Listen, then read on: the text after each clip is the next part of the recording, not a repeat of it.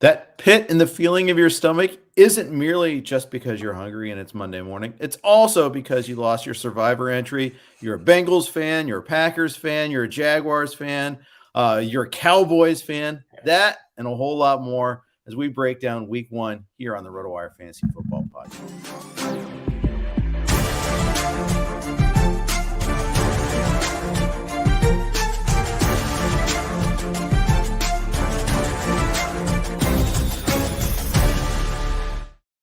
Hey everybody, welcome to the RotoWire Fantasy Football Podcast. It's the Overreaction Monday edition, as we do, the Week One Overreaction Monday edition. It's everywhere. In fact, it's even a meme on Twitter that we overreact to the Week One results. Don't overreact to the preseason. Don't overreact to Week One.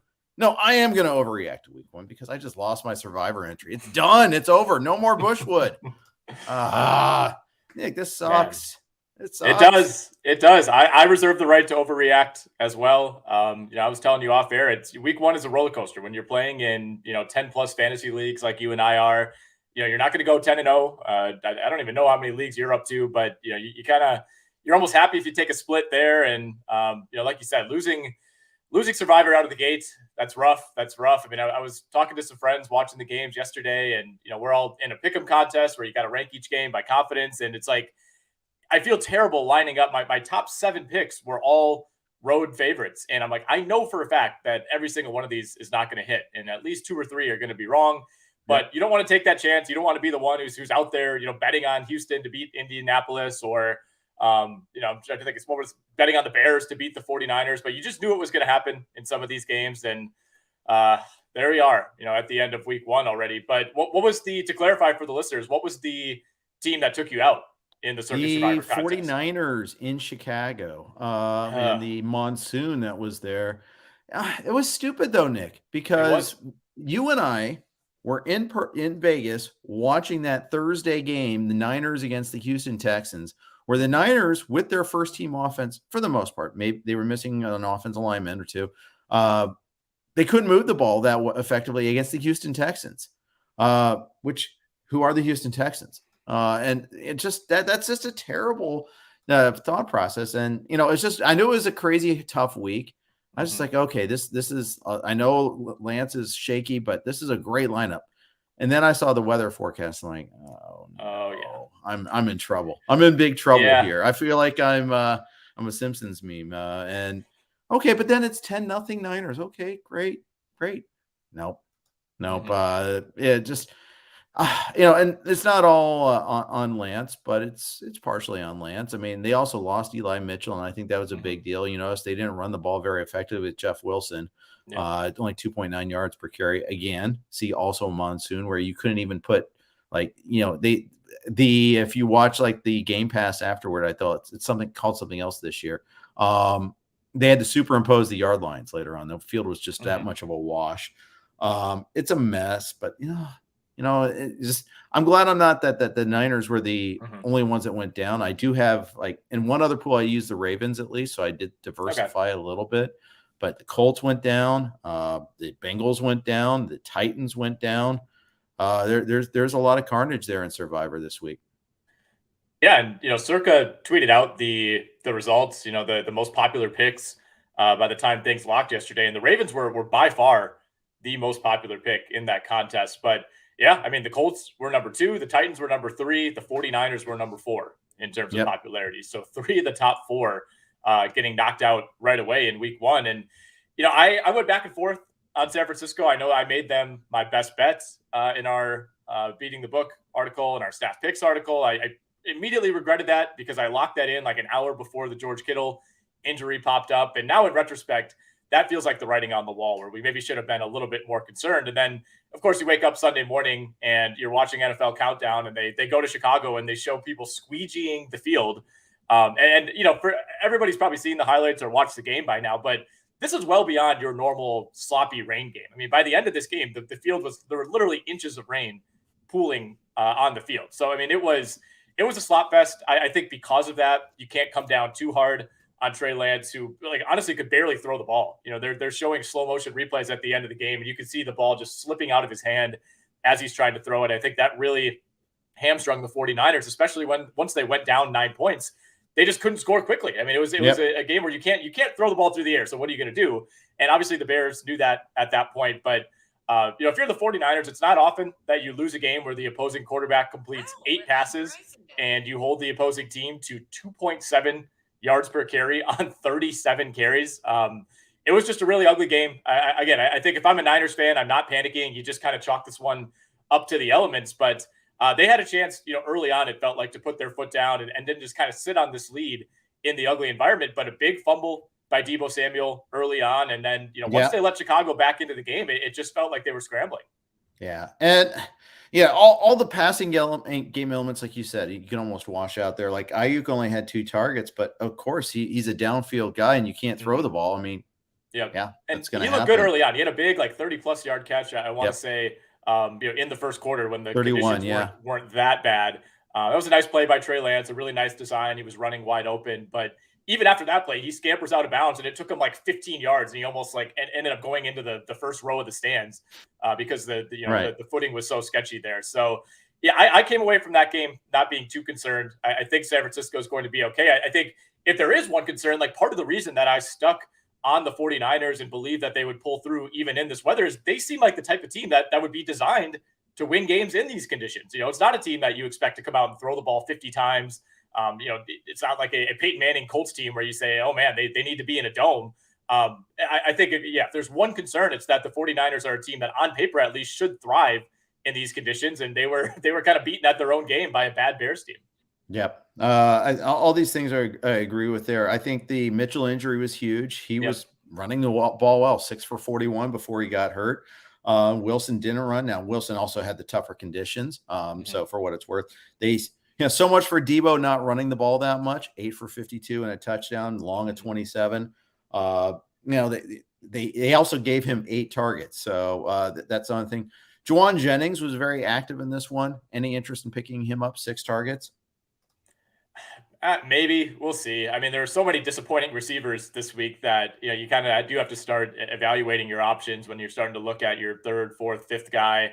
I think I'll probably stay away initially. I want to see one game of normal football for the 49ers in a game where it's not a Lake Michigan hurricane before I make my judgments. But somebody to monitor absolutely through one game.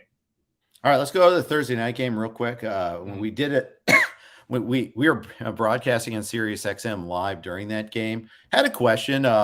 Jazz asked, is Cam Akers donezo? Are they trying to ease him back? I mean, there's a lot of Cam Akers anxiety out there, and I feel for you. I'm going to be empathetic, but I don't have him anywhere. But I would not trade for him. Let's put it that way. I'm not going to buy low. I think he's a hold but bench for now. I don't think he's a cut yet.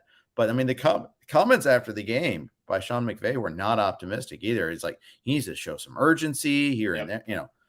I think this could last a while. They get the Falcons in week 2, home game. Another game against the Falcons. So that this should be a better matchup. I think there was an extreme bad matchup against the Bills, and I think that had something to do with it. I think so too. I mean, we did see Darrell Henderson have moderate success. As of right now, going into the Monday night game, he's the 27th best running back in standard formats in week 1, and part of that, he'll rise, of course, if you switch it over to PPR. He did have 5 receptions.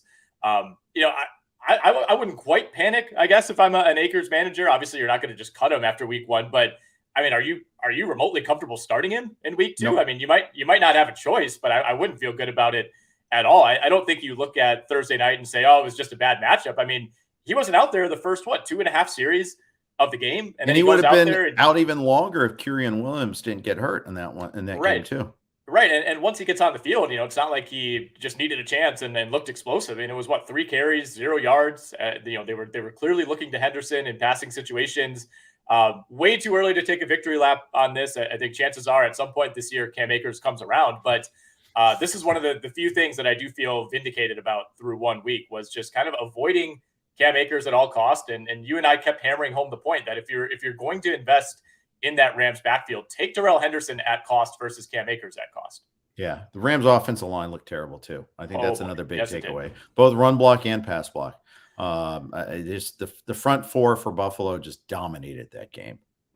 Mm-hmm. Yeah, I mean, the Rams line has never been a true strength, but they certainly missed Whitworth, and they just look small out there. Maybe it's the jerseys, I don't know what it is, but they were getting overpowered from the jump. I mean, it was every single member of that Bills defensive line, it felt like, had an above average game.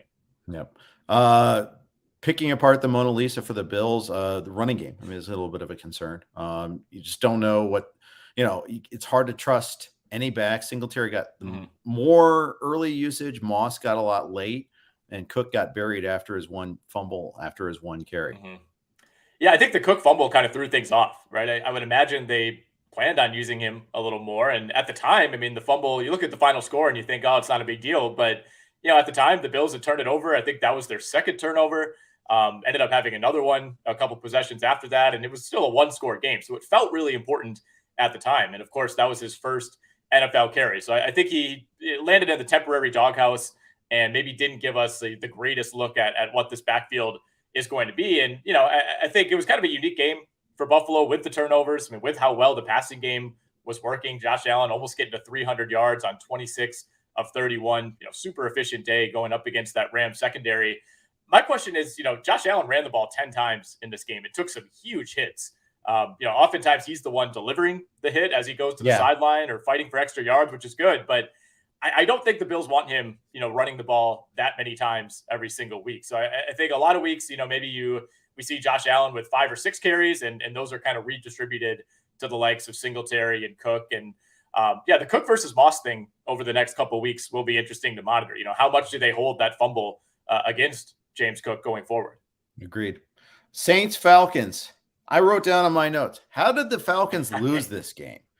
26-10. It's even it's 23-10, and it's 26-10 with 12 minutes left. Mariota had a fumble on the 5 when it was 23-10. Then they forced a 3-and-out. They drove down, got a field goal. It's 26-10 with 12 minutes left. The Saints scored in a minute and a half after that. That was part of it there. Early on, the Saints could not get the passing game going, and they could not protect Winston at all. The Falcons' pass rush was getting home. It was really wild to see. Alvin Kamara continues to get hurt by Taysom Hill. I think Kamara only had 4 targets in the passing game, all those direct snaps at Hill. That's still going to be a source of annoyance, I think. Thomas looked great, looked really good in the second half. He was going up against an elite cover corner too, and beat him a couple of times late. Really nice passes, really nice routes run there. Olave looked good in a couple spots, but Jarvis Landry was the guy that got a lot of targets. I think some of this was a catch-up mode game, though, and I think it's the fact that the Falcons have weak slot corners.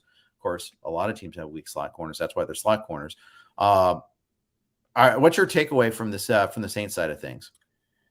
Well, I too found myself wondering how they found a way to steal this game. I mean, the fumble, like you said, it felt like that was going to be the big change in momentum that the Saints needed, because at that point it looked like Atlanta was marching down to go up 30-10, and the game was probably going to be over. But they get the fumble and they immediately go 3-and-out. And at that point, it looks like Jameis is hurt. Like you said, the offensive line did not do a great job. So, they go to commercial, and I'm expecting it's like Andy Dalton's coming into this game. Like, it's probably over. They have no chance. And, Atlanta goes down, gets a field goal, goes up 2 scores. That made it a 16-point game. And, like you said, a minute and a half, all of a sudden the Saints go down and, force a couple of punts, get a long field goal, and there we are. This is one of like 3 or 4 games that at the time was just going back and forth, and you had no idea who was going to win. Bengals, Steelers, of course, in that category. Colts, Texans got a little wild as well. But I can't wait to get to the Bengals game. I have a lot of thoughts on that one. But for the Saints, I definitely did not expect to come out of this game with Taysom Hill being the leading rusher on 4 carries. He had one drive where it was basically an all Taysom Hill drive. He accounted for like 70 yards on 2 plays. Huge game for Jarvis Landry. I always say I have Jarvis Landry on like half of my teams. Of course, I did not start him anywhere. Did not nowhere. Not even on a super deep league. Oh. Not even in a super deep league. Nope. I have him on the bench, just racking up points for me in a ton of leagues. He's like the Harrison Barnes of, if you play fantasy basketball, of like a guy who's just always available, and like you feel okay starting him. But then the one week you take him out, he has like a 35-point game, and chances are I would say this will probably go down as one of the 2 best games Landry has all year. Yep. So you're going to get whipsawed big time. Exactly. I'm going to be chasing this all year.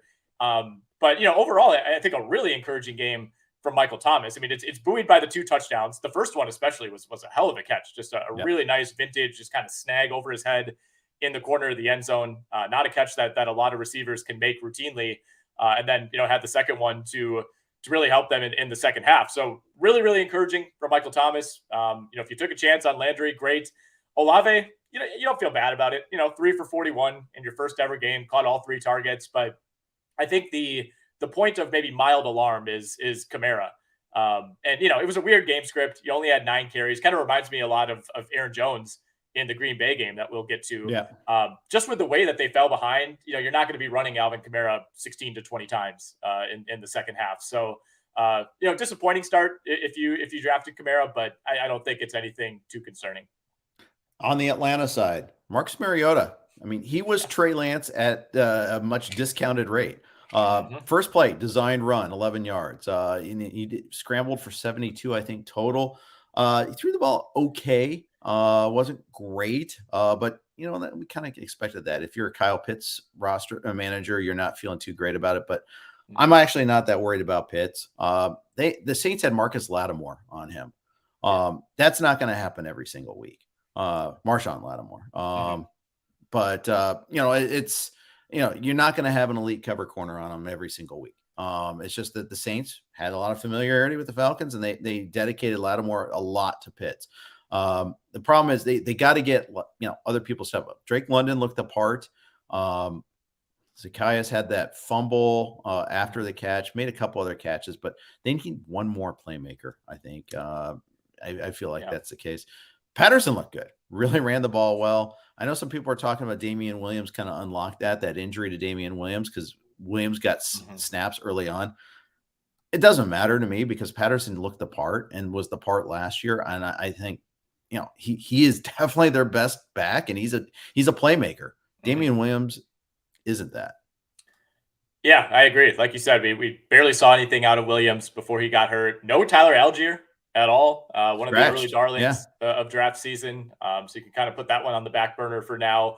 I mean, the Patterson thing is hilarious. Like, they spent all offseason telling us, like, there's no reason to use him like we did last year. We're a young team. We're progressing. And here we go. Week 1, 22 for 120 and a touchdown. And, as of right now, he's sitting as a top 5 running back in PPR formats in week 1. So I think everyone kind of collectively just took the Falcons at their word with Patterson. And now here we are. I mean, if you got him, way later than his 2021 production would imply, I think you're feeling pretty good about that, especially in light of the Williams injury. Really good positive game, I think, from Drake London, especially considering that we hadn't seen him in like almost a month since that first preseason game. I mean, we had no idea what he would look like. I think you have to be really impressed. And I'm with you on Kyle Pitts. No reason to panic. Weird game. Obviously that a lot of the emphasis was keeping it on the ground with Mariota. And it was just overall just not a great week for tight ends in general. I mean, Travis Kelce balled out, but other than that, it's like right now the number 2, 3, and 4 tight ends on the week are OJ Howard, Taysom Hill, and Gerald Everett. So disappointing day for Mark Andrews, disappointing day for Kyle Pitts. A lot of those guys in the upper mid-level just didn't do a whole lot.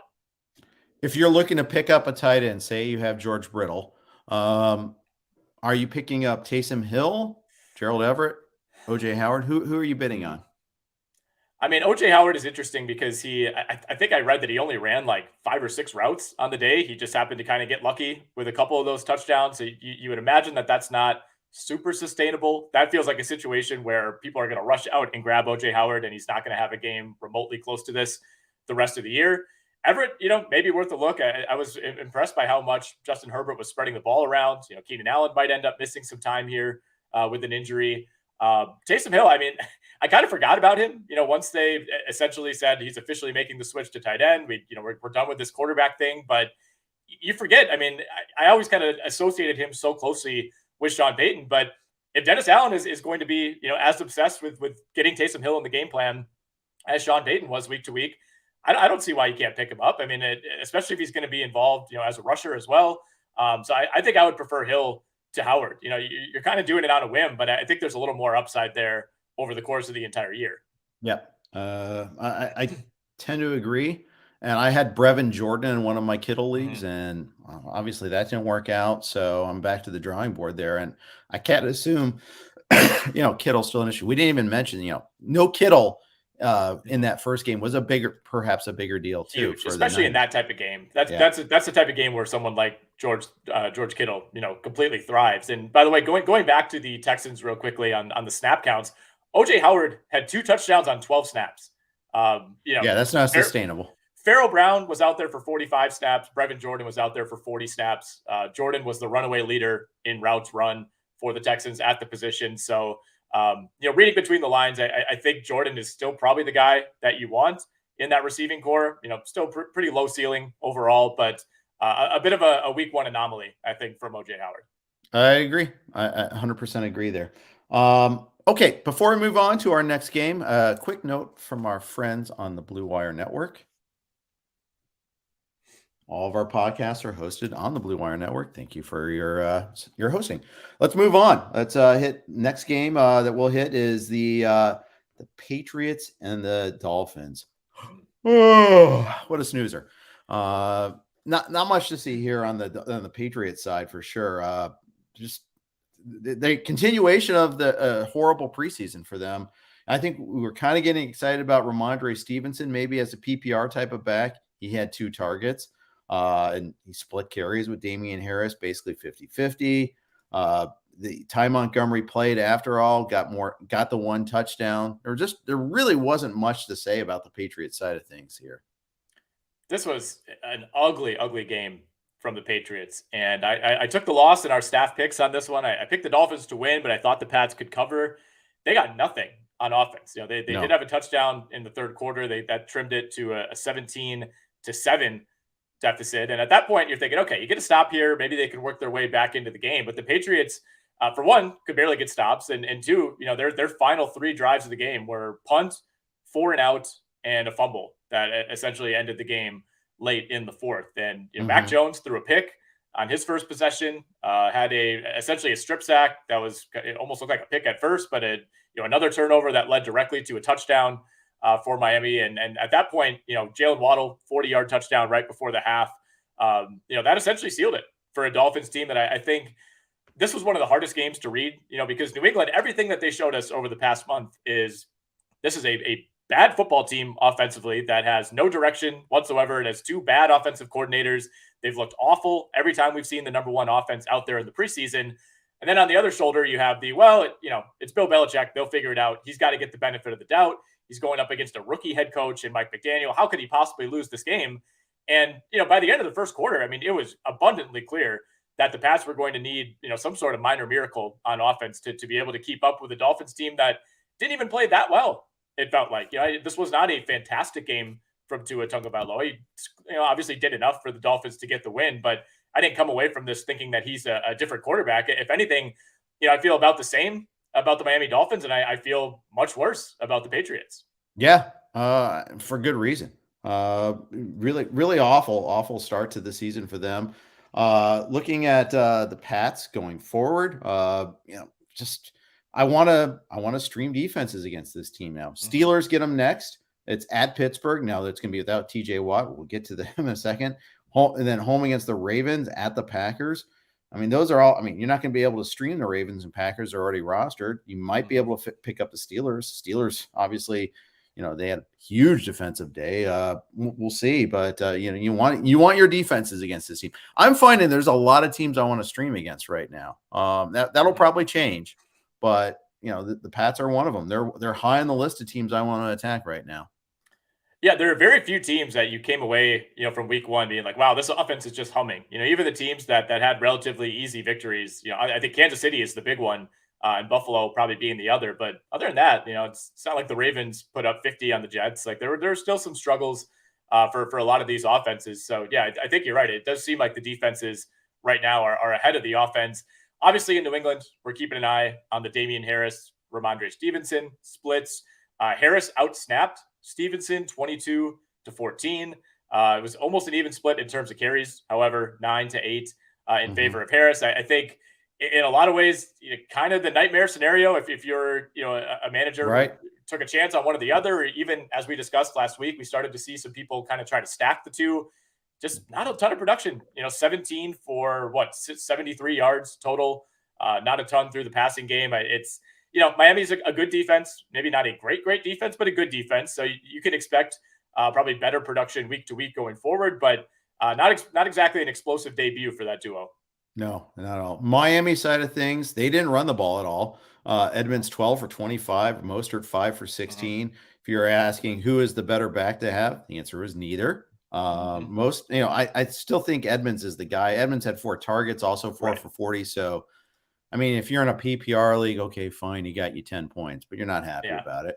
There'll be other games, other opportunities. The big thing is they force-fed Tyreek Hill, 12 targets, 8 for 94. Waddle got the touchdown, but he only had 5 targets. Yeah, Waddle got bailed out by the touchdown. I think that's one of the things. If you're just doing surface level, it's like, oh yeah, looked like a good game for Jalen Waddle. But the 5 targets, that's something to monitor for sure. 5 targets on 28 routes run.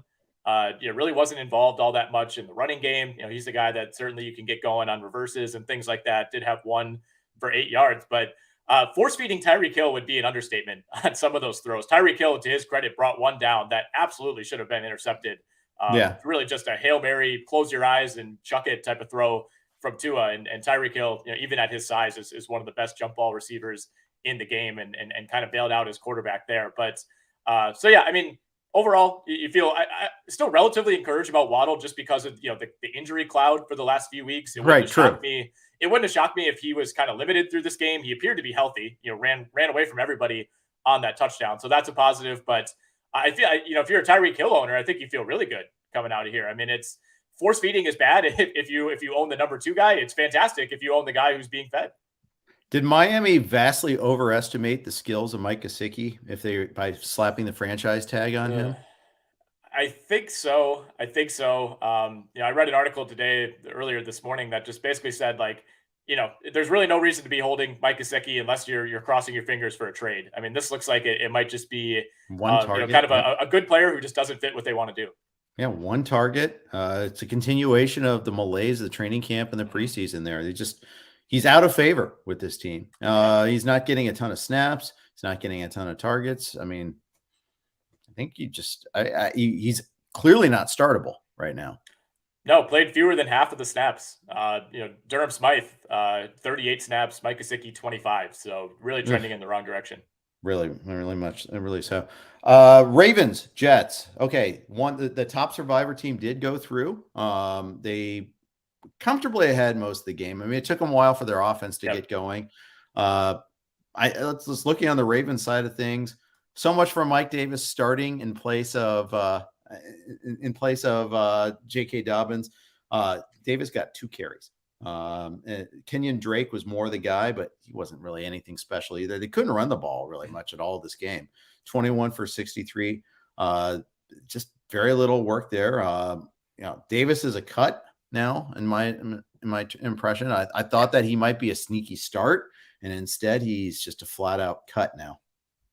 Yep, I agree. I think the whole appeal with Mike Davis is maybe you were going to get use out of him the first 2, 3, 4 weeks of the year. If you can't get work in week 1 in this type of game, I think that's a really bad sign. So I'm with you there. But yeah, this is just a weird game. I mean, a comfortable win for Baltimore at first. It looked like maybe they were going to be in that zone of teams like San Francisco and Indianapolis that maybe get tripped up by a bad opponent in week 1. But a couple of big splash plays through the air.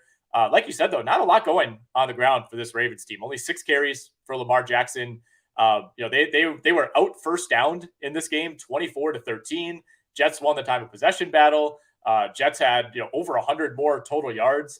It was not a domination by any means. It was just some timely throws, to Rashad Bateman and Devin Duvernay for Lamar Jackson. But I think the biggest thing for me is we seem to have our answer on who the number 2 guy is going to be in Baltimore. And, we'll see how that transpires over the next couple of weeks. But Rashad Bateman, he's still the number 1. He did only have 2 catches on 5 targets, but Devin Duvernay, 4 for 4 in terms of catches and targets, 54 yards and 2 scores. Yep. How interested are you in picking him up? I think I'm pretty interested. I think maybe in a league, if you're a little bit deficient at receiver, I'm pretty heavily invested in, I have a couple like Mike Williams, Allen Robinson pairings that let me down massively this week. So maybe in a league like that, you try to go out and add a little bit more depth. I mean, obviously you hope you're not in a position where you're moving one of those guys to a bench role, but 2 touchdowns in week 1. That's enough for me to have interest. Enough said about that. Jet side of things, if you are a Breece Hall manager, what's your level of panic right now? Well, I am a Breece Hall manager in one of those NFFC leagues. I think you're thanking the Lord that he had 6 catches for 38 yards on 10 targets, which is nice. So that salvaged what was otherwise a pretty disappointing debut. I think Michael Carter looked like the better back in this game. He goes 10 for 60, Hall 6 for 23. That split is a concern. You would imagine that eventually, Breece Hall maybe commands the lion's share of the carries going forward. So I'm not in full-on panic mode. And you also have to take into account the game script here. I mean, Joe Flacco threw the ball 59 times. Why? In this game? 59 times. I mean, you're playing from behind, but still 59 times. That was by far the leader among any quarterback this week. Yeah, sure. He had 307 yards, but is that 5.2 yards per target? I mean, per attempt. Oh, why? Bizarre game planning. I don't know. I mean, I get it. You're behind. You have to throw the ball, but I think this Jets game, it's tough to have any real takeaways because of that. They're not going to throw the ball 60 times a game, so long as Joe Flacco is under center. And I think that led to deflated numbers for guys like Breece Hall, and I think it led to inflated numbers for, say, Corey Davis, who goes 6 for 77 in this game. I mean, he was targeted 9 times. Like I said, Breece Hall was targeted 10 times. Garrett Wilson, who looked like he would just be maybe a total non-factor to begin the year. Mm-hmm. He even goes 4 for 52 on 8 targets. Yeah, 8 targets, 9 targets, 7 for Elijah Moore. Very quiet game. Michael Carter had 9 targets of his own. Michael Carter, can you start Michael Carter? He had, in a PPR league, he brought you 17 points. He didn't get in the end zone, but still 60 yards rushing, 40 receiving plus on 7 catches, 7 for 9 for 40. I mean, PPR. This is why people argue against PPR leagues, by the way, is because, you get 11 points just on those little short passes. But he was the main guy. Yeah. RB13 right now in PPR leagues. I think you could argue for starting him at this point. I have to check the matchup, who the Jets have next week. Home against the Bengals. Or no, sorry, at the Browns and then the Bengals. And then the Steelers as they they had the tour of the AFC North. Yeah, they get the AFC North to begin the year. I mean, you don't feel great about that against the Cleveland Browns, but chances are you might not have a better option. So I would be okay, considering him a low-end starter for week 2. Indeed. Before we break down the unbelievable Bengals and Steelers game, quick note from our friends at Bettle. Be honest, you can care more about your fantasy football team than your hometown team. But playing in a season-long league can sometimes feel like dating in your hometown. The same faces year in and year out. Enter Bettle. In Bettle's Arena, you can import your season-long lineup to play anyone on our network in a weekly match for real money. With just a couple of clicks, you'll be matched with hundreds of other players with similar lineups that you can choose to challenge week in and week out. We know you spend hours every week poring over your roster, so why limit yourself?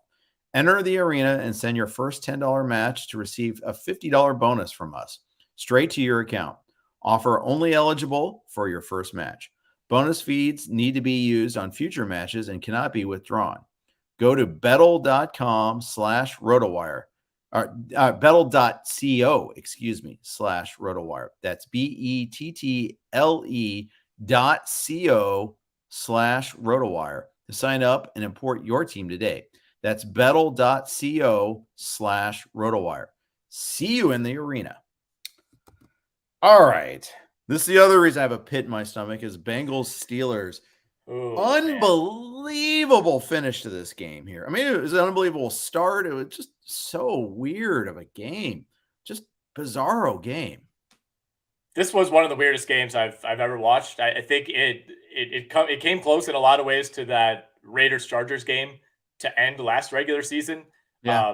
I mean, this was I'll say this, to try to kind of begin with some optimism about your Bengals. Every week for the last couple of years, I make my own power rankings every week just to kind of help me with picks and things like that. Just, more so for fun than anything else. I moved the Bengals up this week, despite losing this game to the Steelers. I mean, 5 turnovers from Joe Burrow, a few of them fluky, a few of them just kind of lazy, bad throws early in the game.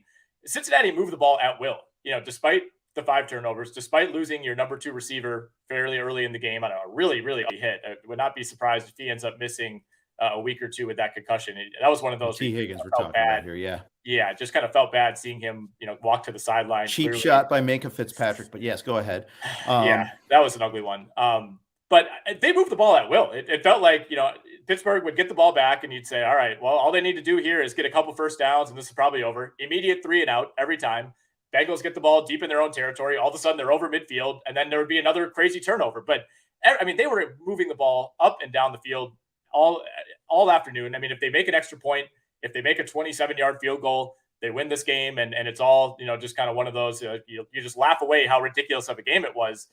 Even if they ended a tie, you're maybe laughing a little bit more than taking the loss. And I don't know, I still came away from this game being really encouraged that most teams that have 5 turnovers from their quarterback are not still having a 97% chance to win the game per ESPN probability late in the fourth quarter. And again, into overtime. So I don't know. It's a tough loss. It's never fun starting 0-1, but you now get to go play the Dallas Cowboys without Dak Prescott. And I still think you come away feeling really encouraged about how well the offense moved the ball, even if you were unable to finish most of those drives. Okay, so a couple of things. The offensive line, the newly revamped offensive line, a little 7 shaky. sacks on Burrow. 7 sacks, four picks, and a couple of those picks were directly related to the pressure. Inability to finish on fourth and short, like his first and goal from the 1, and they couldn't convert.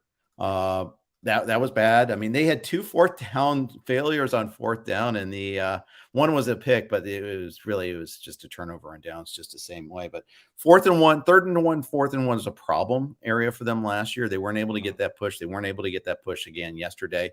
But the injury to the long snapper, who knew that would play such a big role? The blocked extra point, and then okay, so. You're the Bengals. You know that snapping on kicks is a problem.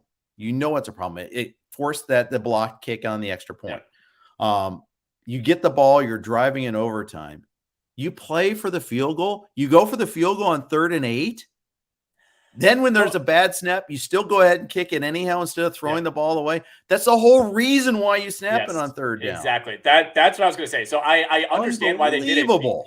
I understand why they did it because you're accounting for the bad snap, and then you get the bad snap. And it's easy for us to say, to have the presence of mind because you need to make that decision right away. You can't put that ball down. But yeah, I mean, I think you're preaching to your holder. Look, if this ball comes in way high, like it did, just toss it. That's the reason we're doing this. So yeah, that was pretty uncomfortable. He's a veteran. Kevin Huber's been with the team for 10 years. He's a veteran punter. It's not like he's like some kid, a rookie that's, freezing in the moment, but he froze in the moment. Yep. Okay, another stupid thing. Okay, so they survive that. They get the ball back. Right. Then they get stopped around midfield because, again, another sack. They snap the ball with 15 seconds left on their punt to the Steelers to give them enough time to have a drive. There was a running clock at the time. The Steelers are out of timeouts. They can't stop the clock. You're not getting the ball back. There's a minute left when you're punting. How do you snap it with 15 seconds left on the play clock? It's just, so stupid. So many dumb things in this game. Minka Fitzpatrick got away with the hit on T. Higgins. He get called for 2 other high hits, including one on a pick, another one later on. But that, the funny thing is that paid dividends later on. Mike Thomas drops a ball in the end zone when he hears footprints, and he sees Minka Fitzpatrick coming, lining up for another helmet hit. And he dropped the ball in the end zone. Chase caught it the next play, but still, it's like, another missed opportunity. So many missed opportunities in this game. The thing is, it sucks because it just hurts more because, as a game we should have won despite the horrific badness early in this game. But at the same time, it's like, okay, yeah, there's some fundamentally good things still, but missing Higgins is going to hurt. Tyler Boyd's going to be huge this next week. I think he's going to be a very huge component of that. If the Bengals can give Burrow time, and that's a huge if. I think the left side of that line is a problem. Jonah Williams, their left tackle, the one holdover, really struggled. Their left guard, Cordell Volson, who won the job battle at left guard, he struggled early on. So that's something to watch for there a little bit. But unbelievable sequences there. Everything that the Bengals got lucky on last year, I mean, it just felt like it got thrown back in their face. Yeah, I kind of felt that way too. And I will say, if you're concerned about the left side of that line, we saw the left side of the Buccaneers line last night have some pretty significant issues with Micah Parsons and the Dallas Cowboys. So, obviously you like Cincinnati's chances against the Cooper Rush Cowboys, especially considering how bad they looked even before Dak's injury last night. But not exactly the easiest matchup for the left side of that line. And by the way, Jamar Chase played 100 snaps in this game. I mean, you talk about, we had multiple games that went all the way to the end of the overtime period. And like you said, just missed opportunity after missed opportunity for Cincinnati. I mean, Pittsburgh was begging the Bengals to come back and take this game. 4 turnovers in the first half for the Cincinnati Bengals. And the Steelers proceeded to score 6 total points on their next 9 drives. Yeah, the Pittsburgh offense was moribund. Awful. The whole game. Yeah. They had one flea flicker to the Freiermuth that worked out pretty well. It set up a score, but they couldn't even get a touchdown off of that. They had a sequence where they were at the 1-yard line, got stuffed again. They had to settle for a field goal. I mean, they had a pick 6. The fact that 7 sacks, 4 turnovers by the defense, and you only scored 23 points. Think about it that way. Najee Harris didn't play the overtime at all. Reportedly, his foot was in a walking boot.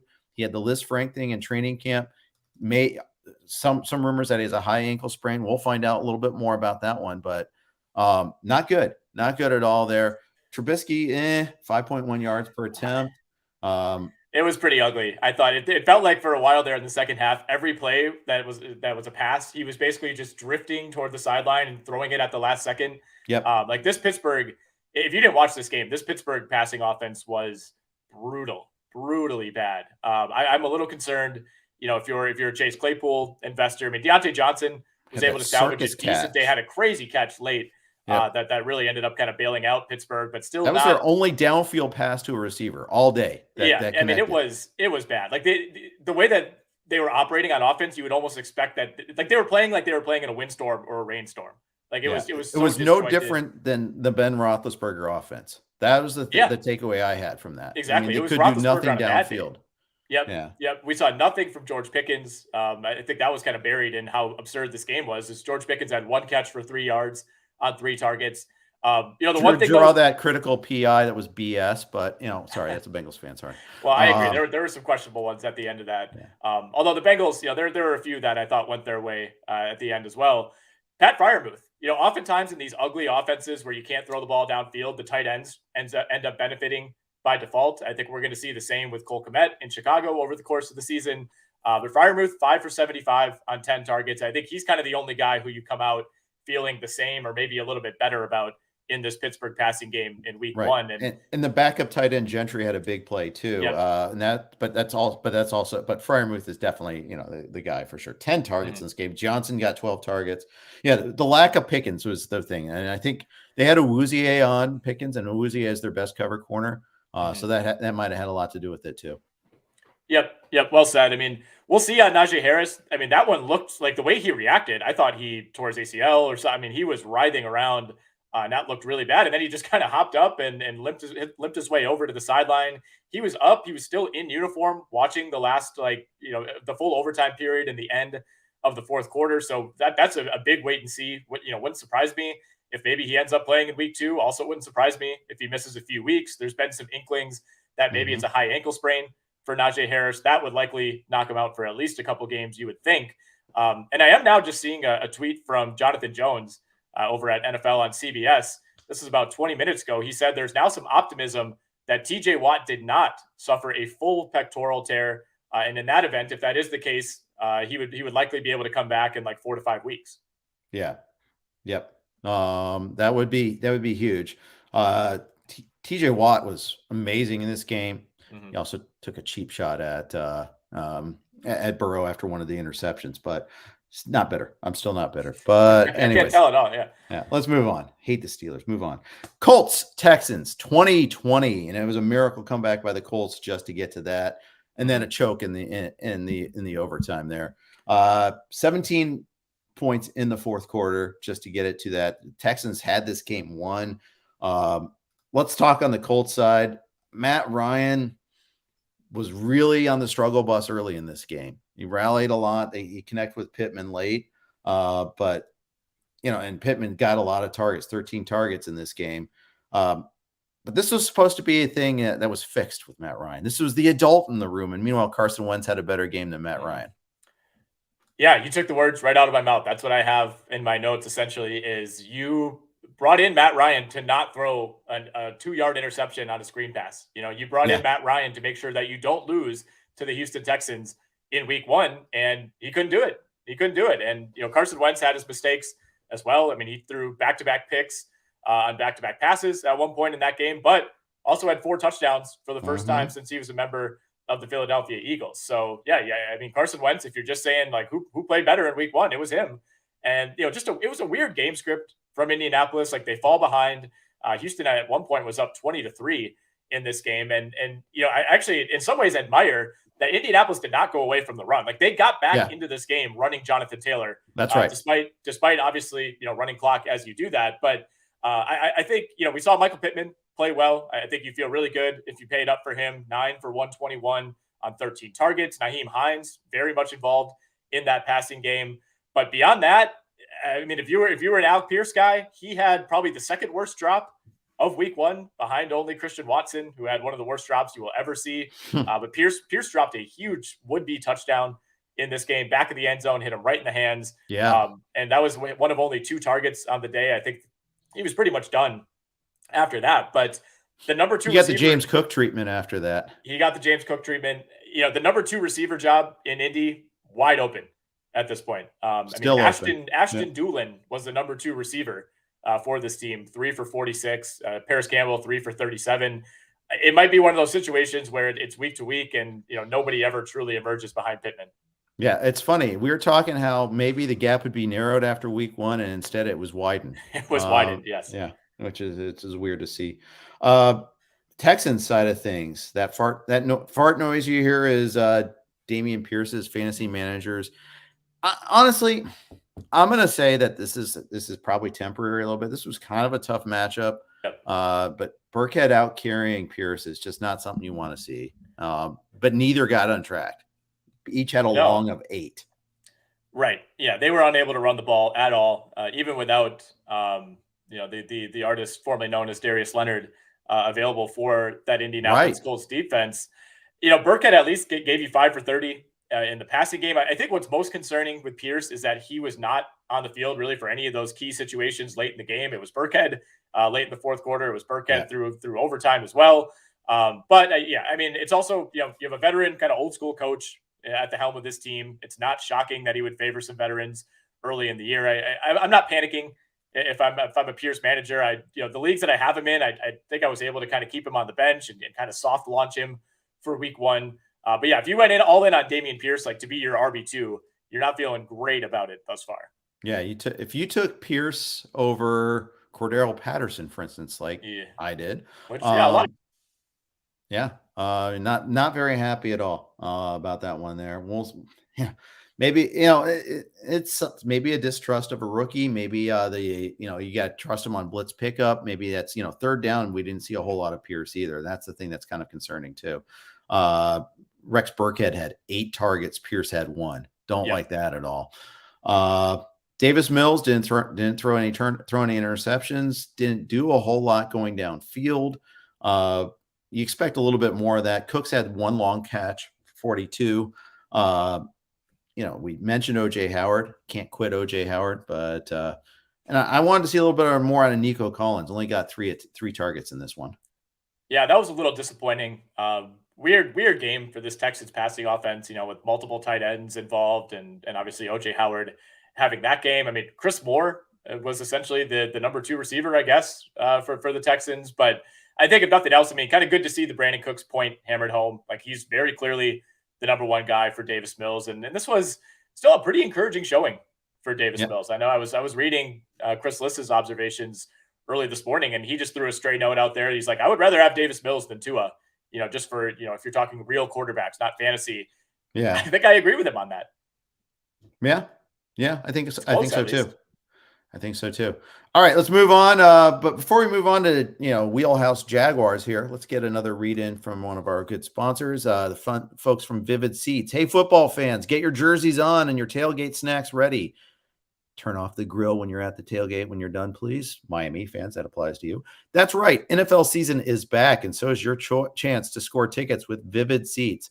Download the Vivid Seats app or visit vividseats.com to see your team schedule, compare tickets, and secure your spot in the stands. As the only ticketing company with a reward program, Vivid Seats is the winning app for NFL fans like you. Earn credit when you buy 10 tickets and cash in to catch more games all season long. With tickets from Vivid Seats, you'll go from watching the game to being a part of it. Go to vividseats.com and find us in the App Store to browse unbeatable seats. We'll see you in the stadium. I've used Vivid Seats before. Good vendor. When I did my college tour with my daughter, we went to a Padres game. Worked out really well. Jacksonville against the Commanders in this one here. Some wild fourth quarter shenanigans here. The Jags made a game of it there, but they couldn't stop Carson Wentz. Well, they kind of did. They picked him off twice and got a sack, but 4 touchdown passes for Carson Wentz in this one here. Big takeaway is the rookie Jahan Dotson with 2 touchdowns, running some really nice routes. Curtis Samuel, 11 targets. Looked really good in this one. Yeah, big takeaway for me is that the Jaguars, at the end of the day, are still the Jaguars, and they will do whatever it takes to find ways to lose close games. They're just not a team that inspires any confidence in late game situations. I think we saw a good deal of good things from Trevor Lawrence, especially early in this game. I mean, the Jaguars didn't put up really any kind of offense in the first half, did just get a field goal, but marched right down, were unable to finish their first drive. Thought Lawrence made a lot of good throws, but still struggles in what seem like non-scripted situations. You know, if he can set his feet, look at a target, get the throw off, I mean, it's money. It looks really good. When he has to run around and make a play, there's still something missing there. I think that's what's pretty concerning to me as far as like taking that next step. And it's like, if you want to be an elite quarterback in the NFL, which is what people think Trevor Lawrence can be, you know, you need to be close to like Rodgers, Brady, Mahomes, Herbert levels. You know, that's what the standard is if you want to be considered a top 5 guy. And I don't think he's shown that kind of upside quite yet. And part of it is having, you know, still a pretty shaky receiving group, although Christian Kirk looked really good in this game, 6 for 117. Just a little shaky start for Trevor Lawrence. I mean, he missed a wide open Travis Etienne on kind of a nice wheel play up the sideline. That would have early on in that game. Yep. Early in the game. That would have set the tone for Jacksonville. That would have completely changed, I think, how we view this game from Travis Etienne. I mean, he comes away from week 1, I think, being one of the biggest disappointments relative to cost. Only 4 carries, did get to 47 yards on those 4 carries, but it was James Robinson who was favored in this game in terms of running the ball, you know, got in the end zone and snaps in the second half. Yes. And in terms of snaps. And, you know, Etienne, 2 catches, 18 yards on 4 targets. The 2 non-catches of those 4 targets were both should have been touchdowns. One of them an overthrow by Lawrence. The second one just a drop by Etienne. And it wasn't going to be a walk-in touchdown, but it was one of those that if he secures that ball, he probably has the inside track to beating a defender to the corner of the end zone. So big time frustrating, kind of what could have been type of day for Etienne owners. Yep. 100%. But there'll be better days ahead. I think. Maybe. Give me that guy that shows that potential that can get open like that twice. And good things will eventually happen. It's kind of like when Chase was dropping balls in the preseason last year. It's like, give me the guy that can get open like that. Christian Kirk was supposed to be the clear top receiver for the Jaguars. He was 6 for 117, 12 targets. Zay Jones did get 9 targets. I was interested to see Zay over Marvin. And then Ingram had 4 targets. Okay. Didn't, you know, but he didn't drop any. Kudos to you. Yes, the miracle of all miracles. 0 drops for Evan Ingram in week 1. But yeah, you're right. I mean, there's a very clear top 3 in this Jags receiving core. There's a huge drop off between that top 3. And then, you know, I guess the nominal number 4 receiver is Tim Jones, who only got 2 snaps in this game. You know, they'll use Jamal Agnew as a receiver at times. He's kind of a gadgety special teams type of player, but I think it's going to be Kirk and the 2 Joneses doing the vast amount of the heavy lifting for this team when healthy. But tough start because the Jags, I mean, you got the Colts, the Chargers, and the Eagles the next 3 weeks here. So we could very well be looking at another 0-4 start for the Jags. It was a difficult weekend for Jaguars, Packers, Badgers Nation. We'll say that. Yeah, I bet it was. Big Ten West represent there. Oh my gosh. First to 3 wins takes the division. Antonio Gibson, this is what we've been screaming about that he's capable of doing. 7 for 72 in the passing game on 8 targets, 14 for 58 running the ball. Yes, he's capable. Yes, he he occasionally makes mistakes. He is fumble prone, and that's the problem with him. But the dude, all he did was catch passes at Memphis. He was amazing in that capacity. How they thought that they needed to have McKissick in there on passing downs all the time over him, it was just mind-boggling. McKissick can catch passes. He's fine. But Gibson, he was running routes. The 26-yarder they connected on, that was a receiver play. That wasn't a running back play. Yeah, exactly. He's as close to a hybrid as it gets. And, salvaged just an okay day on the ground, but you go 7 catches for 72 yards. Right now, he's a top 10 guy in PPR leagues at the position for the week. So, if you kind of have to view Gibson as somewhat of a temporary starter just because we don't know what's going on with Brian Robinson. And obviously things seem to be slipping away in the preseason, but I think you got to ride this as long as you can. All right. And the trio of receivers all cashed in for the Commanders. Big time. McLaurin only had 2 catches, but one of them was a long one for a touchdown. That pays the bills. Samuel had the volume and a touchdown, did have a fumble. And then Dotson with the 2 touchdowns. I saw that his offensive rookie of the year odds, he's now tied for tops among offensive rookie of the year candidates there, which strikes me as an overreaction because he only had 5 targets. Well, it's definitely an overreaction. But just having the 2 touchdowns, gives him such an advantage because who were the co-favorites coming into the week at some books were Kenny Pickett and George Pickens. And, obviously True. Kenny Pickett didn't take a snap and George Pickens didn't do anything. So, and there was a report on Pickett, by the way, that he might sit and watch all year. Sit and right. learn, I believe, was the phrase Jay Glazer used. Yep. Yeah. He went from 9-1 3 days ago at DraftKings. He's now 14-1 to win Rookie of the Year. And yeah, like you said, Jahan Dotson, now the favorite at 9-1, Olave 10-1, London 10-1, Romeo Dobbs still holding strong at 11-1.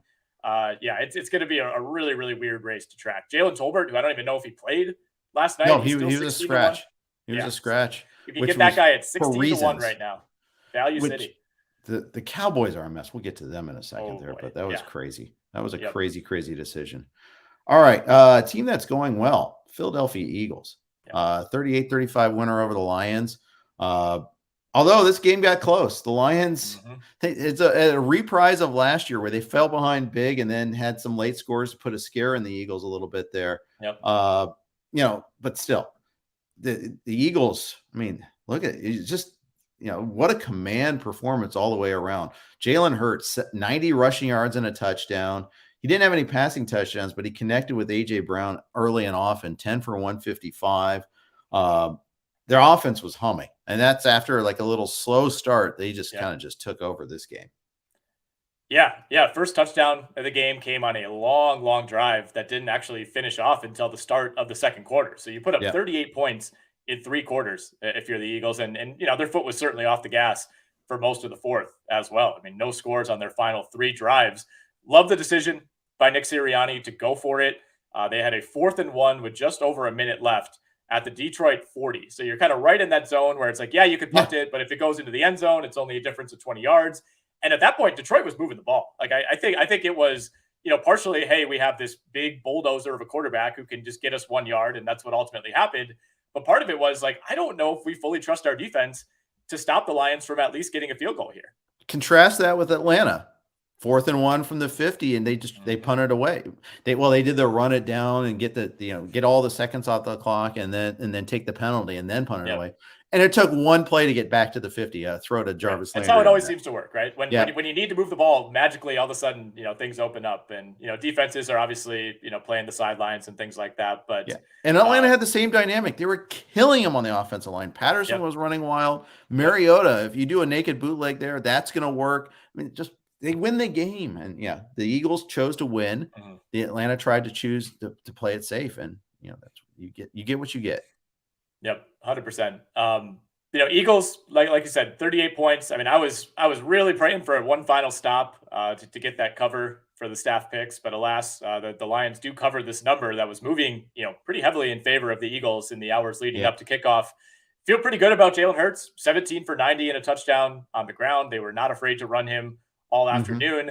243 through the air, no touchdowns, slight disappointment. That puts a little bit of a damper on A.J. Brown's 10 for 155, but still, I think, if you took a chance on AJ Brown early in the draft, like I did in my final NFFC, I was relieved that he got the lion's share of those targets.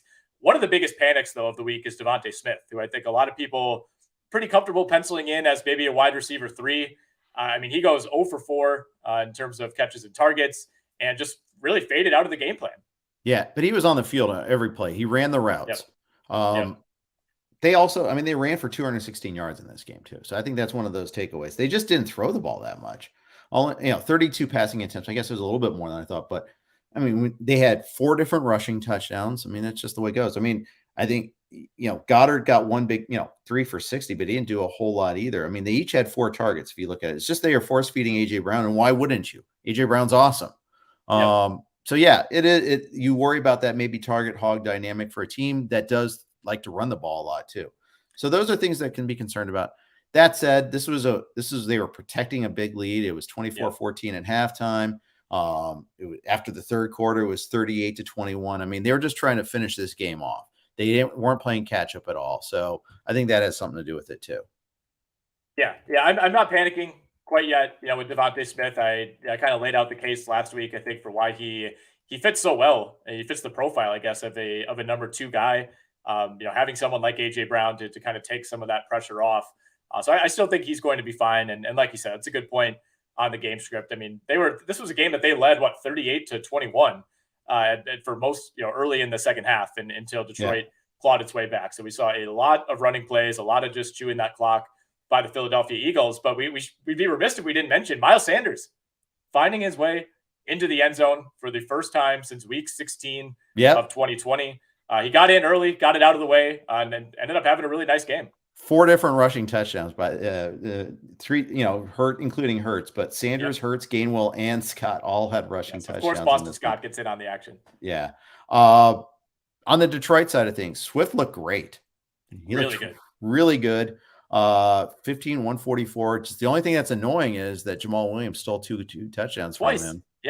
Twice. This could have been a monster performance by DeAndre Swift. Like he did almost all the work on those drives, and then twice got sniped by Jamal Williams for touchdowns. But I think just in terms of performance versus expectations for me, I think Saquon Barkley and DeAndre Swift were the 2 big standouts. You expect Jonathan Taylor to have the game that he had, but I think in terms of just like, wow, these guys, they look legit. DeAndre Swift looked amazing, and Barkley looked back to 2019 Saquon Barkley. Yeah, we're going to get to that one there, but Liz is crowing on that one there. Anybody who pushed up Barkley is very happy. St. Brown, 12 targets, looked great. We were worried about maybe continuing that production after a finish of his rookie year, but he was their main guy. There's no reason to believe that he won't be going forward. Chark got 8 targets, had 1 bad drop, really bad drop. Yeah. That brought back some memories for you, I imagine. Yeah, it was PTSD watching that game, but salvaged it. Yeah, like you said, got in the end zone, 4 for 52. But for the Lions, the big takeaway for me is just you feel really good about DeAndre Swift. He's one of those guys that for me, I was kind of on the fence. I was usually leaning, like if it was a tie between him and the other backs in that zone, I would usually lean away from him, and that's looking like it might be a mistake. Yeah. Agreed there. So all in all, not a terrible loss for the Lions. There'll be better days for them going ahead. Let's move on. Got one more of the early slate, and that one was Cleveland, Carolina. This one was a furious comeback by Baker Mayfield, spoiled by a rookie kicker who might be this year's Evan McPherson, 58-yarder in York there that nailed it at the end there. Big.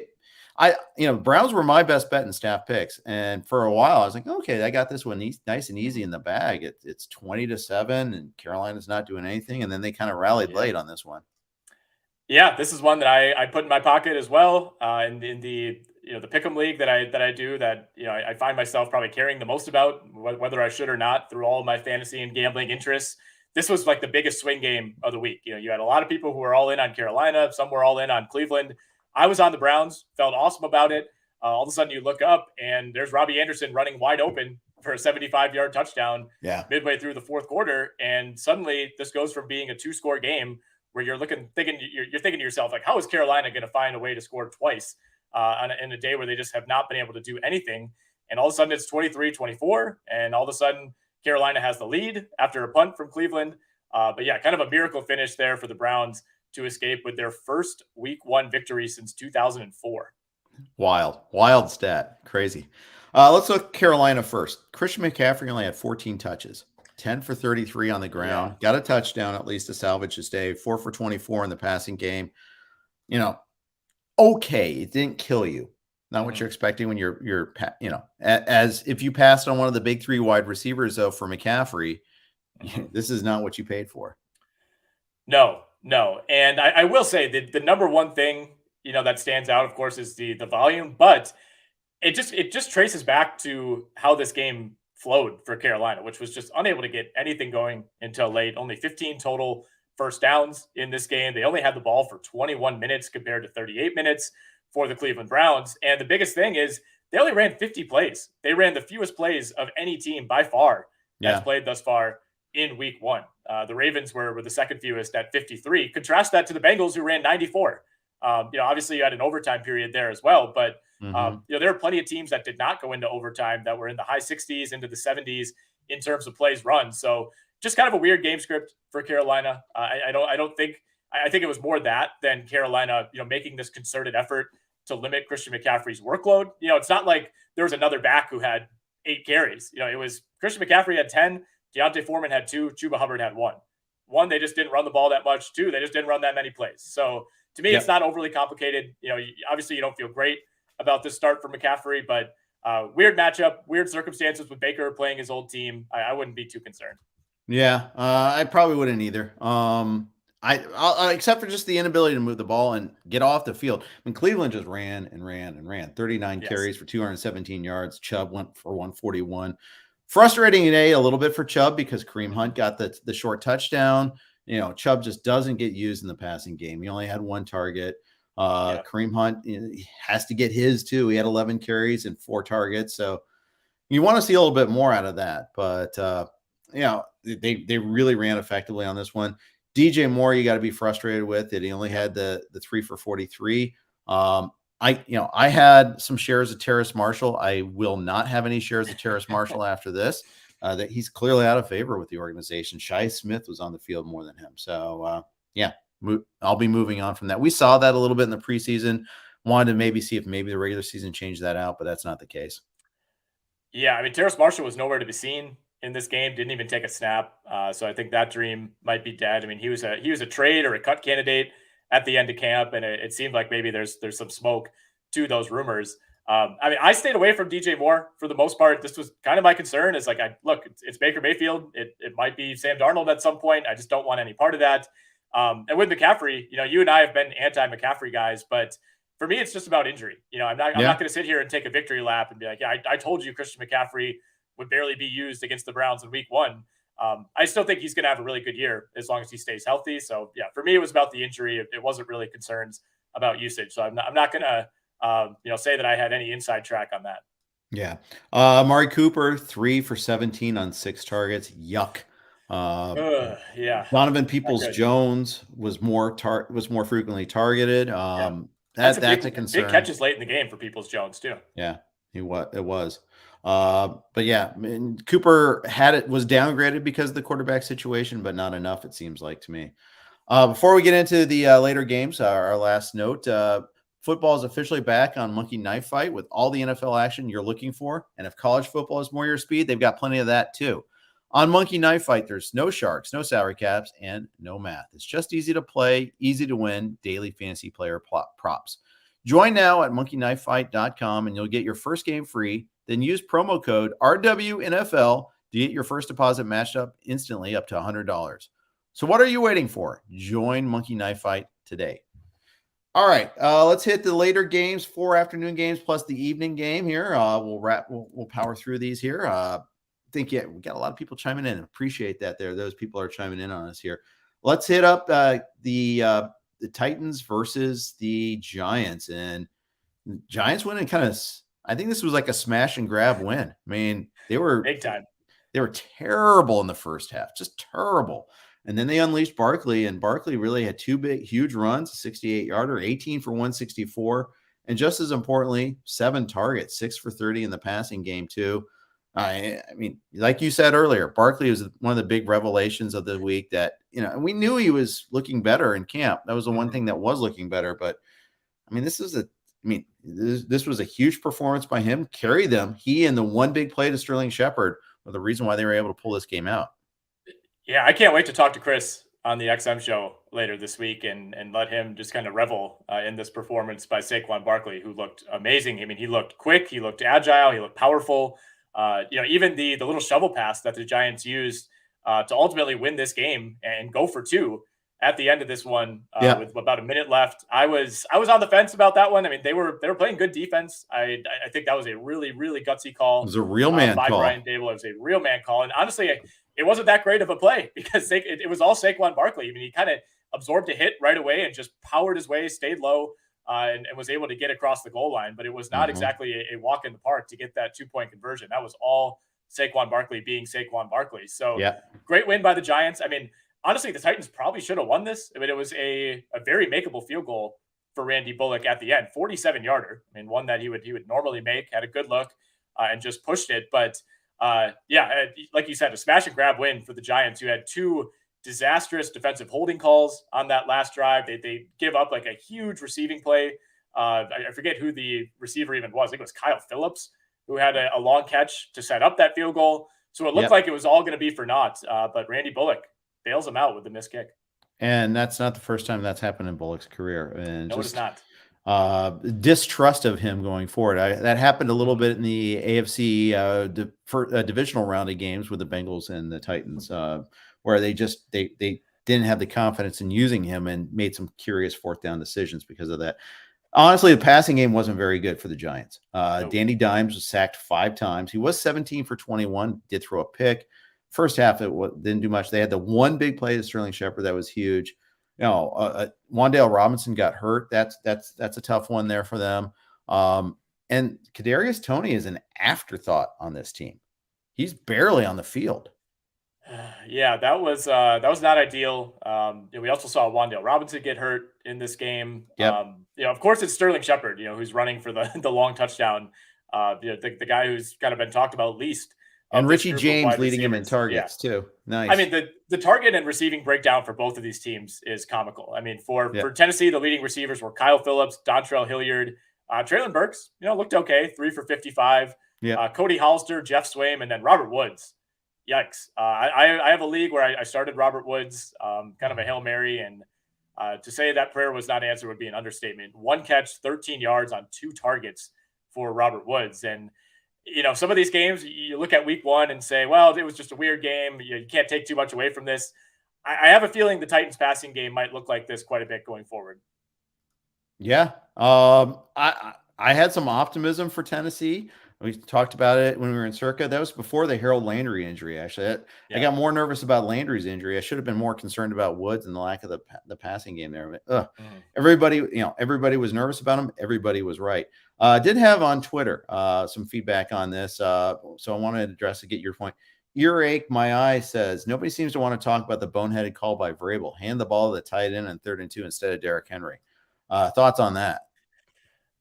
Well, as someone who's all in on Derrick Henry, I agree. I would have liked to see the ball in Derrick Henry's hands. I think that was just a classic, like getting a little too cute for no reason at all. I mean, how often does the tight end reverse work in the first place? I think we actually saw a lot of that from Pittsburgh too, running some kind of hokey reverses at strange times in that game. Although they had one to Chase Claypool late in the game that did pay off, but to me, that's a sign of a desperate offense, right? Good teams are not running plays like that. The only team that seems to pull that off consistently is the Chiefs, just because they have so much unique motion, and for them, it's more than a desperation play. It's something that they work into their game plan. Whereas Tennessee, it just felt like we're out of options. We just got to try something here.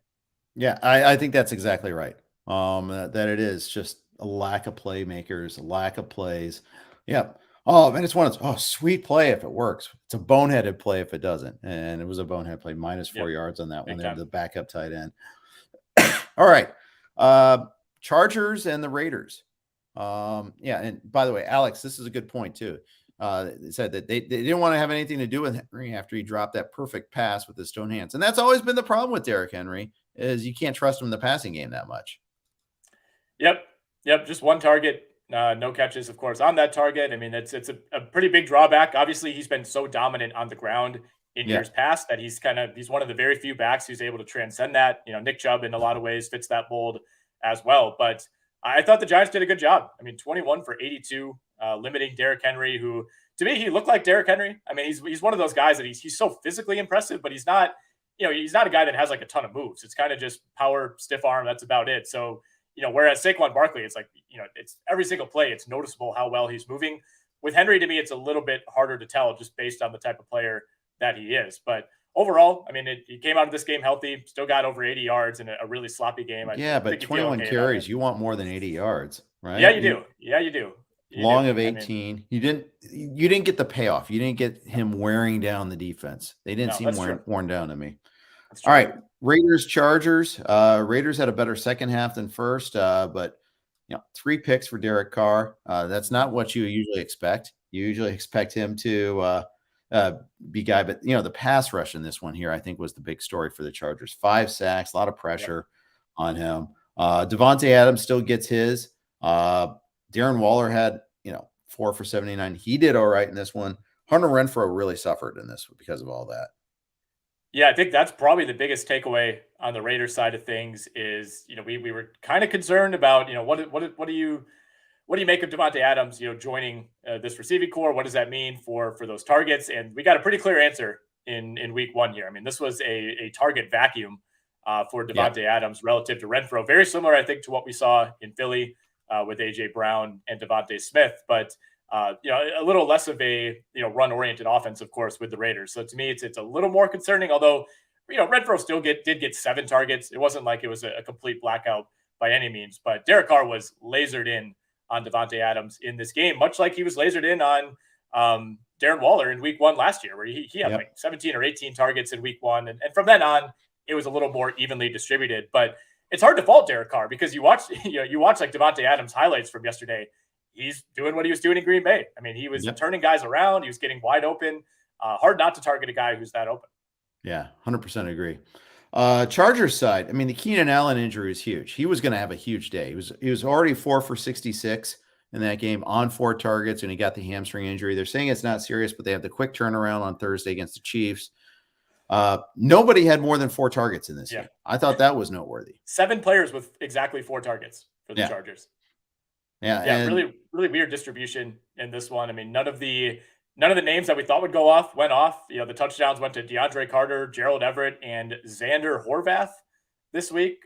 Disastrous game for Mike Williams, especially in light of the Allen injury. 100%. Not a great game from Austin Eckler. I took him in one of my online championships. I diversified. I took him over Jamar Chase, and I'm regretting that right now.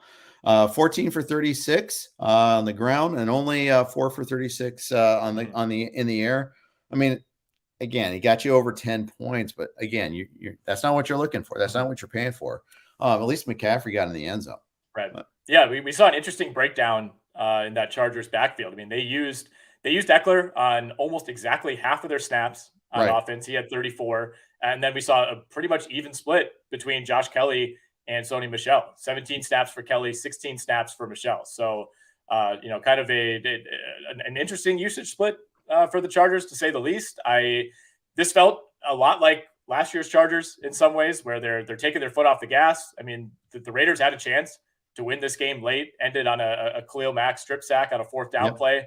But it was not, it's a nice win. I think the Raiders are a really good team. You didn't come away from this game being as blown away with this Chargers offense as I think some people hoped. No, and I actually thought that the Raiders were going to be a little weaker on defense. I still think they're the worst defense in the division, but I don't know. The Chargers defense looked really good, even without J.C. Jackson. I mean, just think about that, how much different, Adams's game might have looked if they had J.C. Jackson shadowing him too. Yeah.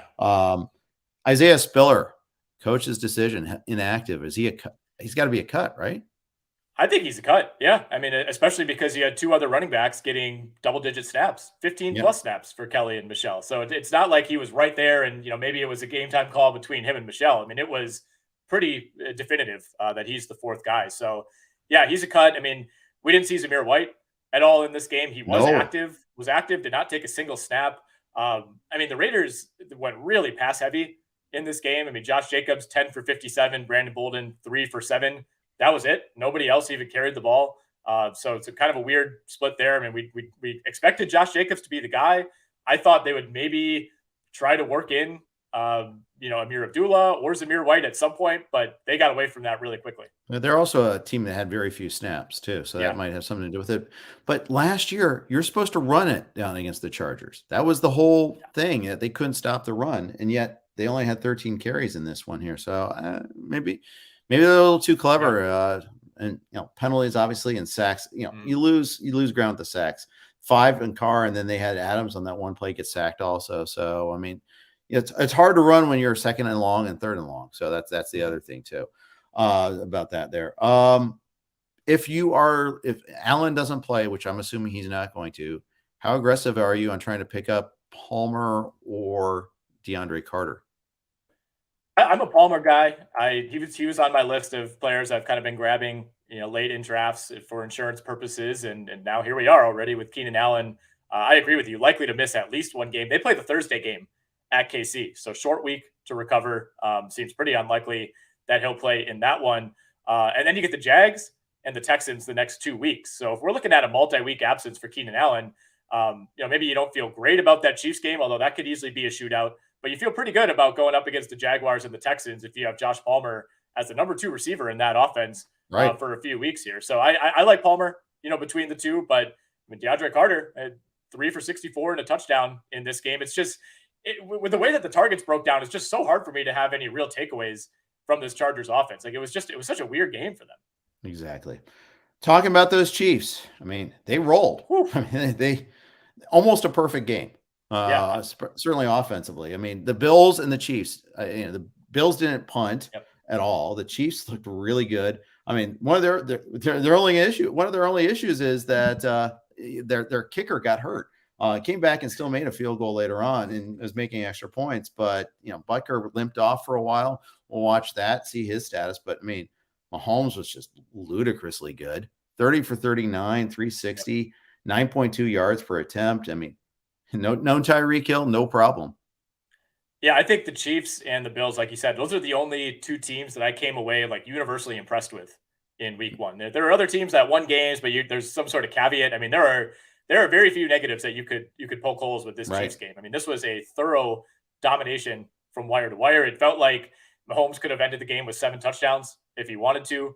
They were back to looking like the Chiefs of old in terms of just being able to do whatever they want on the offensive end. And Mahomes himself told us this week, it's going to be a different guy. I'm going to be spreading the ball around.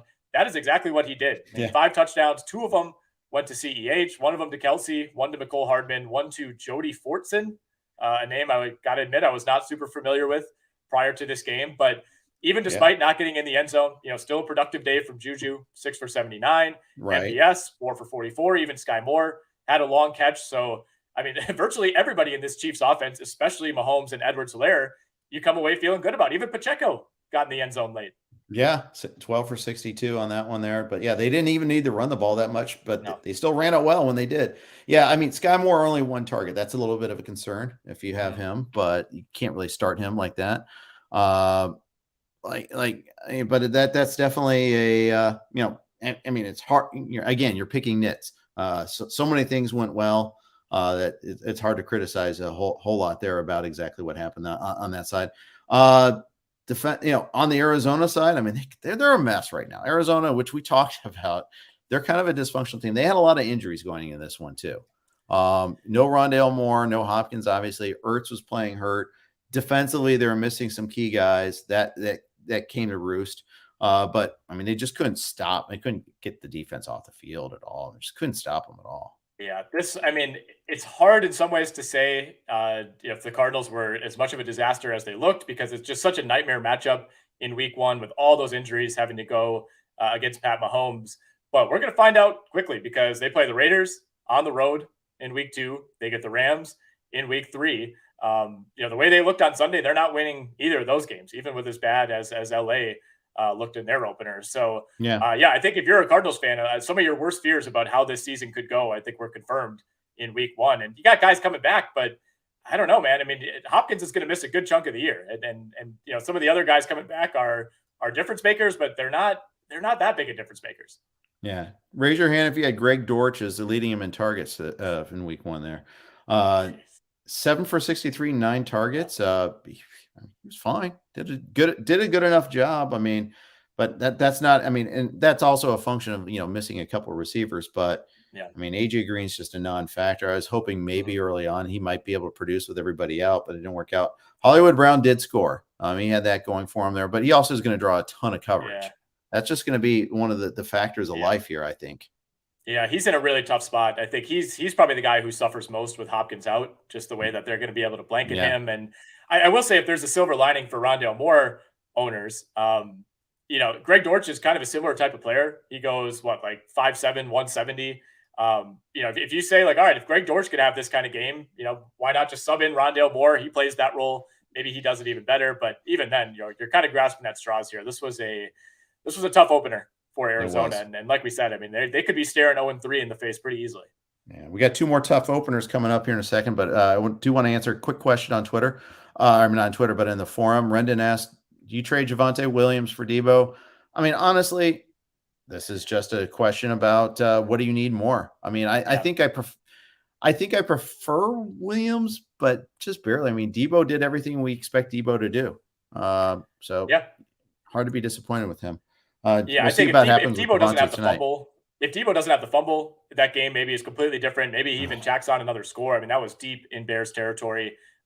He still looked like Debo, though. I mean, that touchdown that he had, my goodness, I don't know who it was for the Bears that he just ran over at the goal line. But yeah, like you said, I mean, Debo does a lot of his work on the ground, but he has the wide receiver designation. So it depends what your roster needs. And I would say maybe ask us again in like 8 hours, and we'll have a better take on Devontae Williams. As we see Williams' usage. I'm very hesitant to be like, yes, trade Devontae Williams, and then he goes for 155 tonight. Yeah. All right. Speaking of tough openers, the Packers. Whoo, boy. This is yikes, man, indeed. The passing game, just hideous. Watson, as you alluded to, had the just awful drop. I say one of the themes of week 1 is all these teams that benched their starters and didn't play them at all in the preseason, they looked like it. The Bengals had a horrible first half against the Steelers, just horrible, non-functioning first half. The Rams looked horrible. Aaron Rodgers never takes a preseason snap. They look terrible in week 1. Now, maybe there's a long-term benefit. He preserves the health and all that. This is 2 years in a row where they just laid a complete, utter egg offensively. Just couldn't get anything done at all. 22 for 34, 195, 4 sacks. He looked like he got hurt early on in that one. Had a pick, just ugly stuff. They scored 1 touchdown with him in there. AJ Dillon was about the only positive from this game. Yeah, he was. And a couple of those catches and yards came in garbage time. I mean, things got so bad that Jordan Love ended up playing the final series for Green Bay, and AJ Dillon was the back who was out there. So he did pad some stats a little bit in garbage time, but it all counts the same. Yeah, Rodgers was bad in this game. He was holding the ball. At least 2 of those sacks I felt like were his fault, where he was kind of able to escape an initial defender, create a second pocket, and then just couldn't get rid of the ball. But it's oversimplifying to say the Christian Watson drop, kind of set the tone for the day, but it really felt that way. And that was as bad of a drop as you're ever going to see. It was literally the first play from scrimmage for the Packers, who had just allowed a touchdown to Minnesota. And I mean, Christian Watson had nobody around him. That was going to be he could have walked the final 30 yards in for a touchdown. And you could tell, I mean, with any other quarterback, maybe it's not that big of a deal. Rodgers was not looking for him the rest of the day. I mean, I don't think he had his second target until late in the game when they were essentially in desperation mode. And on a night when you don't have Allen Lazard, you don't have 2 starting tackles, you essentially don't have your rookie wide receiver because he took himself, and the combination of him and Aaron Rodgers kind of took him out of the game after that drop. And that's how you get the results like Aaron Rodgers. His interception came on like a 50-yard heave on a jump ball to Randall Cobb. I mean, that's where this Packers receiving core is right now in terms of a lack of weapons. So I think they really missed Lazard. But at the end of the day, I didn't come out of this game feeling that bad about Green Bay. Really? No, not really. Not really. I mean, for one, it felt like Minnesota was going to score a lot more than 23 points. And, it was a disastrous first half for Green Bay. They come down, they get the touchdown in the third quarter. And at that point, it felt like they had a chance to climb back into the game. All they needed was a stop and a score. They got the stop, and then, I think they punted, and then they went out on downs. on their next drive. But I think you get Lazard. I think you get the linemen healthy. They'll be okay. I mean, they played waves better than they did in week 1 last year, and they ended up winning 13 games. And the other side of this is the Vikings might actually be a really good team. I mean, they have the best receiver in the league who just absolutely trounced what we thought would be a good Green Bay secondary. After the game, Jair Alexander said he was begging all week to take the one-on-one assignment with Jefferson. The staff didn't allow it, and Jefferson had literally the best game of his entire career. Yeah. But they didn't give them. There's a lot of times it's still one-on-one. That was the crazy thing. Yeah. It just, Jefferson was putting him through the spin cycle. It was just, they kind of like felt like they put the game in the cooler in the second half a little bit there. Irv Smith got shut out, had 2 targets. I noticed that because I actually started Irv Smith in another Kittle league. I had a lot of Kittle leagues. It was a tough week on that respect. Yeah. Dalvin Cook, 20 for 90, looked fine. Didn't get in the end zone, but it was, again, Thielen was a little disappointing, but this is another thing. I mean, this was a tough defense to do this against. Yeah. It took a special player in Jefferson to burn him. He did. Everything looks great about Jefferson. Everything looked great about Kupp. Everything looked great for Chase, for Stephon Diggs, Devontae Adams. The first round receivers cashed in. Yeah. With the exception of the Sunday night game, which we're about to get to here. But that's a whole other story. And he's also debatable whether he was a first rounder too, is the other thing. But so let's tackle that one here. Let's finish off with just, I think the team that had the worst week was the Cowboys. Maybe the Rams, but in terms of like just utter domination, they scored on the first drive and that was it. Dak had no time all day. I mean, he only shows us 2 sacks, but he was under siege the entire day.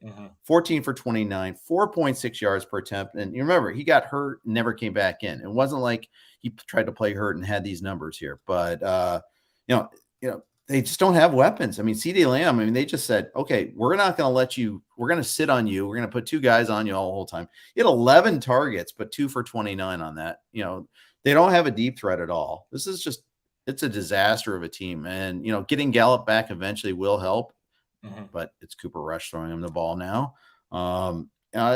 Everything, not a good thing, single good thing happened for Dallas. I felt like on the offensive side of the ball, at least. No. And Dak ended this game with 1 pick. Easily could have had 1 or 2 more. There were some tip balls that, multiple Buccaneers defenders were kind of diving at the same time and essentially preventing each other from picking off those passes. It was ugly. It was really, really ugly from the start. I think if there's a silver lining, I actually thought the Dallas defense, the pass rush especially, looked pretty good, held up pretty well. But this was also a weird game for Tampa because, Chris Godwin looked fantastic early on, had a couple catches, had a long run after the catch, and then he exited with what looked like a hamstring injury. And then Mike Evans was just in and out of this game for long stretches, series at a time. You're looking out there, the Buccaneers are going 4 wide, and you're like, I have no idea who any of these receivers are. We saw a lot of Russell Gage. We saw actually a lot of Julio Jones, who it felt like was Tom Brady's top target for large swaths of this game while Evans wasn't in the game. We saw Brashad Perriman get a couple deep targets, wasn't able to haul any of them in. But I thought Dallas looked good on defense. It doesn't matter anymore. They're going to be without Dak Prescott likely for the next 6 to 8 weeks. And, I saw already at the DraftKings Sportsbook updated odds to win the NFC East. The Cowboys are now the biggest long shot in the division. They're at plus 550 to win that one. So how quickly it turns. Yeah. Crazy. I mean, if you got an Eagles bet to win that division, you're feeling pretty good about that right now, even with the Giants and the Commanders both picking up wins in week 1. But yeah, I think comparing Dallas to the Rams makes a lot of sense. Those are 2 teams that really felt like big time no-shows. The big difference, however, is that one team still has its quarterback for the next 8 weeks. And guess what? They actually have a Super Bowl in their pocket too. So there's the other thing. Play a little difference there. The Cowboys can't even win a postseason game. No Jalen Tolbert at all. They scratched him. Yep. Why? Yeah. So Dennis Houston can play? It was bad. Outside of CeeDee Lamb, you could feel like the lack of weapons for Dallas. It's 3rd and 8, and it's just it just felt like Schultz was okay. Noah Brown ended up being the leading receiver, but you could just feel it. They had no options. If they were in a 3rd and long, it was just an automatic punt. It felt like all night. And that, it was kind of tough because, they stopped Tampa Bay in the red zone like 4 times in a row. This game easily could have been like 24-3 at halftime in favor of Tampa Bay, but Dallas kept getting stops, and the offense just couldn't do anything all night. If you're a CeeDee Lamb owner, this is nightmare situation. for the next few weeks. You're just kind of hoping he treads water. I 6 will to say, like 8 this, weeks. Yeah. yeah, 6 to 8. I mean, the next 7 games are not exactly a gauntlet. They're not easy, but you get Bengals, Giants, Commanders, Rams, Eagles, Lions, Bears. So, kind of some of each, some tough games, some easy games. But, obviously you're not going to feel good about any of these games with Cooper Rush at quarterback. I mean, Dallas is probably only going to be favored against the Bears, maybe, and we'll see what they even look like at that point. Yeah. Matt Leahy asks, is Tolbert a drop? I mean, I want to know more. Why was he scratched? But yeah, probably. I mean, I think given the quarterback situation, it's like whatever appeal he had, even if you think he's going to come back and be in the mix, you have to like him less now than you do if Dak is the quarterback. Yeah, I think so too. So just weird times. Not all's perfect in Tampa Bay. You mentioned Evans sitting out here and there. Chris Godwin suffered a hamstring injury in this one here, and I saw plenty of people on the medical side of things suggest that that's correlated with the knee injuries coming back from. So yep. Yeah, I don't like that. I don't like that at all. I thought the offensive line struggled at times to protect Brady for that matter, too. You mentioned that they got those red zone stops. Micah Parsons just had himself a game. I mean, he was playing all over the place there. Had 2 sacks. I mean, I some of that's Micah Parsons being awesome. Some of this is that the Bucs, I mean, they have had offensive line injuries, had another one in the game. Their left tackle got hurt. So it's not all perfect on their side of things either. No, not at all. And I think they, were big time beneficiaries of Dallas just not being able to move the ball. Like I said, I mean, Tampa was unable to finish drives consistently throughout the night. And, we also saw their fill-in left tackle, Donovan Smith, get hurt in this game. That just, made matters worse as things went along. Although, some of those third down sacks in the red zone, it was just Micah Parsons being unbelievably overpowering. I mean, he wrecked this game in the first half for Dallas, but I like the way that they used Mike Evans, who clearly was not himself in the second half of this game, but they basically just saved him for big time plays or big drives. Like the 1 touchdown drive they had, they used Mike Evans on a 2nd and long. They had him in there on a 3rd down. He went in, caught a nice slant, kind of used his body to shield the defender. And then he's in there for the touchdown play that he pulls in, kind of a diving, falling backwards, one-handed catch in the end zone that no other receiver on this roster probably makes. So despite having, no Chris Godwin for more than half the game, Mike Evans being hampered, they still found a way to get this one done. But yeah, I don't think if you're the Buccaneers, you didn't, if you watched this game last night, you didn't come out thinking like, wow, the Bucs are great. It was more like, oh my goodness, the Cowboys are a disaster. Yeah, that's exactly how I feel about that one there too. Any other parting thoughts before we sign off? I know we've been pretty exhaustive here. No, I mean, that's the thing about going game to game. You don't miss a whole lot. Like I said, it's just a tough weekend overall, for me personally, starting with the Badgers, going down to Washington State, and then the Jaguars just ripping my heart out as usual. But very much looking forward to week 2, looking forward to doing Guess the Lines on the XM show. And I'm just glad we're rolling. I mean, we could go for another 2 hours if we want. It's so nice having content to discuss. Yeah. I had the Northwestern Cincinnati Bengals exacta rip your heart out weekend there. So that was fun too. Fumble at the goal line on one, and the Bengals we already discussed. So moving on. All right. Well, I do have one quick note since we did just talk about Chris Godwin. Tom Pelissero of NFL Network just tweeted out 47 seconds ago that he suffered a hamstring strain and will, quote, likely miss some time. There's optimism it's not a major injury, but Godwin could be sidelined a few weeks. And remember, Godwin has a long history of hamstring problems too. Remember, there was the year where he had a severe hamstring injury, missed the end of the season, missed like 4 or 5 games in a row. So this is something that's obviously a big concern there. All right, we'll sign off with that. I was going to say my last note for the pod, I guess, will be if you're in a shallow league and Julio Jones is bouncing around out there, I think there's going to be a couple weeks here where he's going to be really useful. I thought he looked great. Everything you hear is that he's running. They said he was the fastest player in camp on this team. If Godwin misses time, if maybe Evans misses a game or 2, there's going to be a little runway here for Julio Jones to prove himself. He's going to take a big leap in my rankings, that's for sure. All right, everybody. Thanks for chiming in. Really appreciate all the comments and questions in the forum. And we'll be back at it again next Monday with week 2 reactions. And of course, catch us Monday through Thursday on SiriusXM. We are on from 8 to 10 Eastern time. That's 5 to 7 Best Coast time. Hopefully you can tune in. And thank you guys. Appreciate you.